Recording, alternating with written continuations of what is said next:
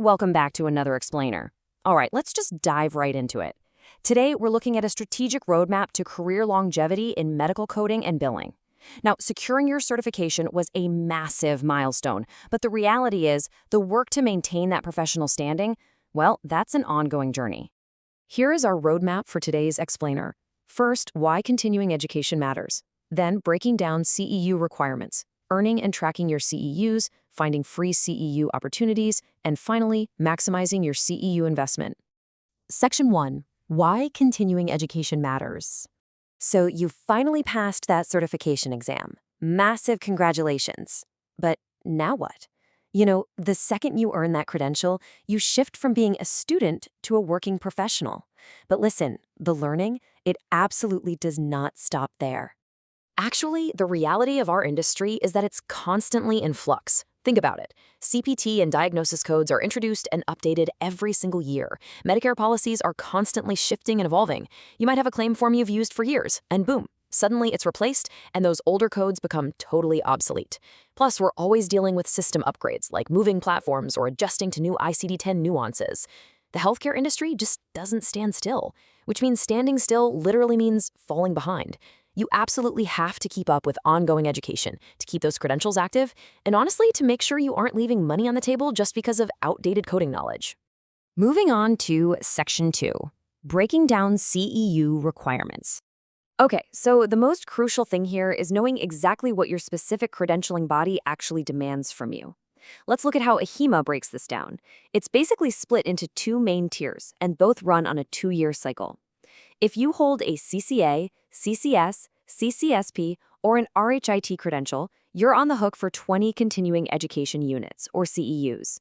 But if you've got advanced certifications, like the RHIA, CHDA, CHPS, or CHS, that requirement bumps up to 30 CEUs.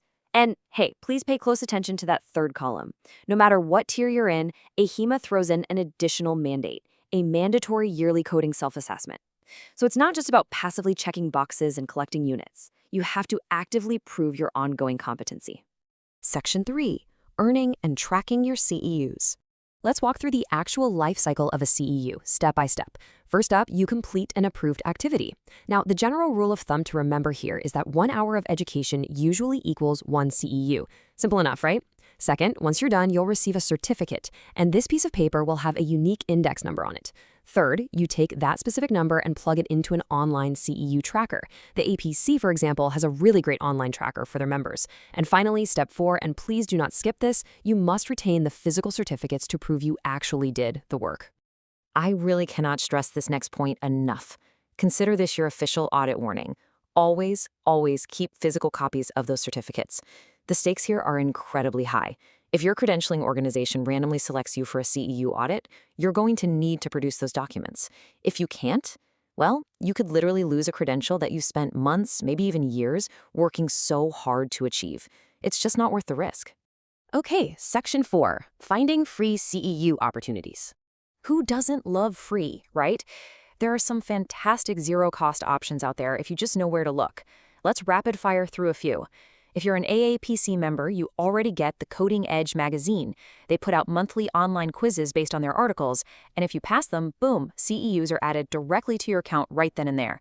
You should also check out local AAPC chapter meetings and lectures. They're awesome for in-person learning and networking. On the AHIMA side of things, they offer specific payment pattern webinars that give out free units.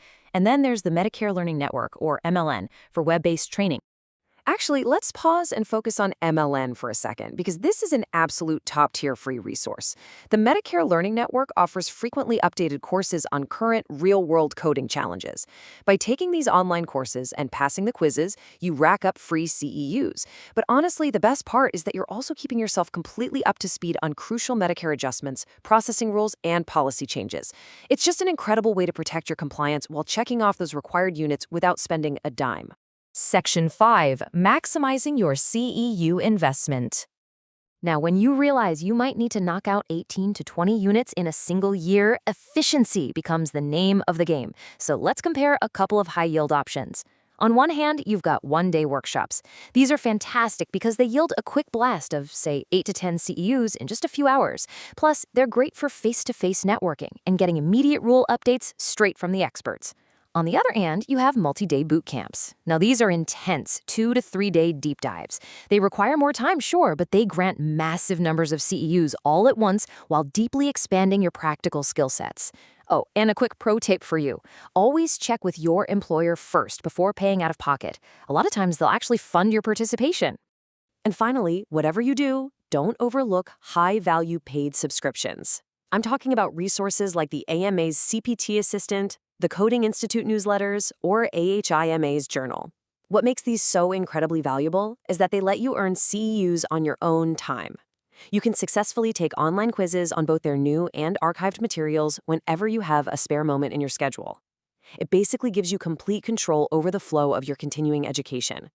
So as we wrap up today's explainer, I want to leave you with a question to really think about. Are you ready to take control of your career longevity?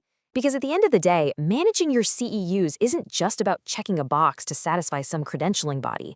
It's about actively protecting and upgrading your absolute most valuable professional asset, and that is your knowledge. Please like, share, and subscribe to Decode Healthcare with Harsham.